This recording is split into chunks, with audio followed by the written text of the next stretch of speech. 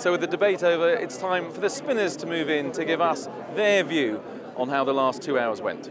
I think David Cameron was in control and command of that debate from beginning to end. He was the person who looked like the Prime Minister, he was the person who had the track record, but also the vision for the future, the plan for the future. And it settles that debate we're having about who looks like the best Prime Minister for our country. Are you a bit disappointed with Ed Miliband's performance tonight? It was solid, but it wasn't setting the world alight. No, I thought it was a really strong performance from Ed. Ed was standing there as an alternative Prime Minister. He was the only one that came across an alternative Prime Minister.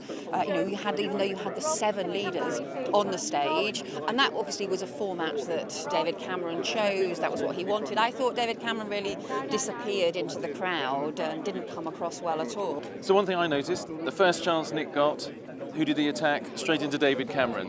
What was the point of that? Old habits die hard. He's been doing it for 5 years, day in, day out in coalition. That's what it's like. We disagree with the Conservatives on many different issues, and behind closed doors we've had all of these different arguments about making sure we can create a fairer society, and against the Conservatives' ideological instinct to just keep cutting, not just to balance the books, which is necessary, but to keep cutting beyond that.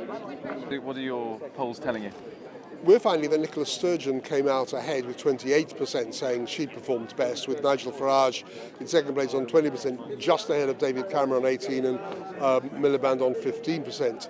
And Nick Clegg, who of course won the first debate 5 years ago, was trailing on 10%.